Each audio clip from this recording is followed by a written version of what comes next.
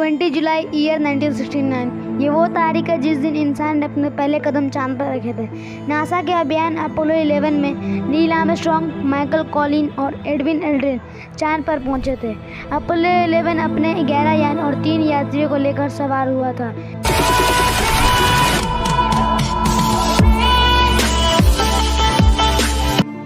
सन 1961 में सोवियत ने पूरी दुनिया को आश्चर्यचकित कर दिया जब उसने यूरी गार्गी को स्पेस में भेजा। दूसरी तरफ अमेरिका को इस बात से ये लगने लगा कि वो लोग सोवियत से पीछे हो गए और वहाँ के राष्ट्रपति जॉन एफ कैनेडी ने यूरी गार्गी के मिशन के 1 महीने बाद 25 मई 1961 को ये कहा कि अब वक्त आ गया है एक लंबी छलांग का और एक बड़े अमेरिका के कार्य का। इस दशक के ख़त्म होने से पहले ही हमें इंसान को चांद तक भेजना चाहिए। और इसके बाद होना क्या था, जैसे कि अंतरिक्ष में जाने की मुकाबला शुरू हो गया और नई योजना बना ली और 2 यात्रियों वाले यान चंद्रमा पर उतार दिए और उन यान में बैठे यात्री वहाँ के पत्थर और कंकर की खोजबीन और जांच पड़ताल करते। और सन 1961 में नासा के अधिकतर वैज्ञानिक सीधी उड़ान पर विश्वास रखते थे। बाकी इंजीनियर को डर था कि अंतरिक्ष में यान का अलग होना आना जाना लगा रहता था और ये एक खतरनाक और मुश्किल काम हो सकता है। लेकिन कुछ साइंटिस्ट जिसमें जैन होबलैट प्रमुख थे के परिक्रमा के उड़ानों के केंद्रित थे, महत्वपूर्ण भार में कमियों वाली से प्रभावित थे। जैन होबलैट ने ल्यूनर ऑर्बिट को नजरिया दिया।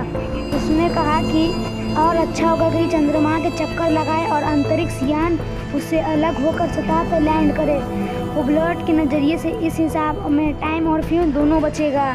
इसके साथ ही अंतरिक्ष यान की डिफरेंट स्टेप जैसे रॉकेट की डेवलपमेंट, जांच, टेस्टिंग, अंतरिक्ष यान को खड़ा करना, उल्टी गिनना और लॉन्च करना सबसे आसान हो जाएगा। होबलैट ने सीधे सीधे इस कार्यक्रम के निर्देशक रॉबर्ट साइमंस को एक लेटर भेजा।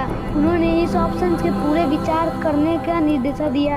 इन सभी ऑप्शन पर विचार करने के लिए बनी ऑल्विन कमेटी ने प्रयासों को सम्मान देते हुए पृथ्वी परिक्रमा केंद्रित ऑप्शन और चंद्रमा परिक्रमा केंद्रित ऑप्शन दिया और दोनों को मिक्स वाला योजना की सिफारिश की। 11 जुलाई 1962 को इसी का अनाउंसमेंट कर दिया गया और अपोलो यान के 3 मेन हिस्से थे। पहला कंट्रोल रूम, जहां वो अपना अधिकतर टाइम बिताते और यहीं से पृथ्वी वापस आने वाले थे और इसी रूम में यात्रियों का इक्विपमेंट और ऑक्सीजन टैंक रहता था। और सबसे मेन चीज़ चंद्रमा को ले जाने वाला और वापस लाने वाला इंजन था और 2 बाकी बचे हिस्से उससे अलग हो जाने वाले थे और इसी योजना में सिर्फ एक ही रॉकेट से काम चल सकता था। अपोलो 11 पहला ऐसा यान था जिसके जरिए ये 3 अंतरिक्ष में पहली बार पहुंच सके। नील आर्मस्ट्रांग, एडविन, माइकल चांद पर उतरकर चले फिरे और तीसरे यात्री एडविन को कोलंबिया नाम वाली यान में रहकर पृथ्वी के साथ संपर्क बनाए रखना था। जॉन कैनेडी का सपना साकार होते नहीं देख पाए क्योंकि एक हत्यारे ने 22 नवंबर 1963 को उनकी हत्या कर दी। दिसंबर 1968 सैटर्न V उड़ान के लिए तैयार था। अपोलो 11 की उड़ान के 1 दिन पहले नील आर्मस्ट्रांग के उनके साथियों के साथ जोड़ देते हुए कहा कि इंसानों के द्वारा दूसरे पिंड पहुंचना अमेरिका के पहले प्रयास का प्रतिनिधियों का सौभाग्य है। 20,940 टन से भारी सैटर्न V अमेरिका के रॉकेट अपोलो 11 को लेकर उड़ान के लिए तैयार था। भारत में अब शाम के 7:02 बज रहे थे। लॉन्च का टीवी पर लाइव ब्रॉडकास्ट हो रहा था। 9 सेकंड पहले इंजन की इग्निशन शुरू हो गई थी। 3, 2, 1, 0 कहते ही आग के जबरदस्त गोले निचले भाग से फूट पड़े। कान फाड़ देने के शोर के बीच रॉकेट उड़ पड़ा।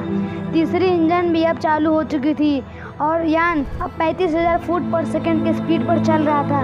पृथ्वी की ऑर्बिटर क्लास में हॉरिजन हल्का सा घुमाव लेने लगा और सीधे चंद्रमा की दिशा में बढ़ता गया।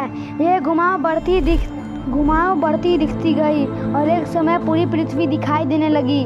अपोलो 11 अपने 3 यात्रियों के साथ 3,84,403 किलोमीटर दूर जाने वाला था। 76 घंटे बाद चंद्रमा के ऑर्बिटर क्लास में पहुंचा। 20 और 21 जुलाई के बीच मिडनाइट 1:47 पर लैंडिंग व्हीकल एडविन और आर्मस्ट्रांग को लेकर चंद्रमा पर उतरा।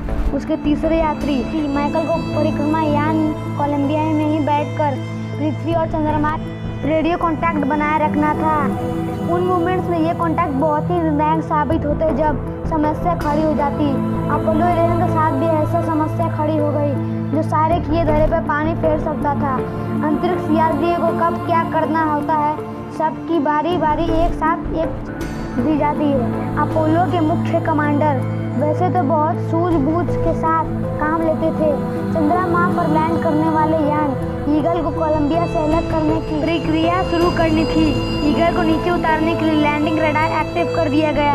कंप्यूटर पे ये लोड पड़ने से कंप्यूटर पर गड़बड़ी वाला अलार्म बजने लगा। आर्मस्ट्रांग के मन में अब ये ख्याल उठने लगा कि नीचे उतरने के दौरान यदि कोई समस्या खड़ी होती तो उन्होंने ये सोचा कि दोनों रडार एक साथ काम करना बेहतर रहेगा। ये बात पहले किसी ने नहीं सोची थी। कभी दोनों रडार एक साथ चालू करने पर क्या होता है ये किसी को नहीं पता था।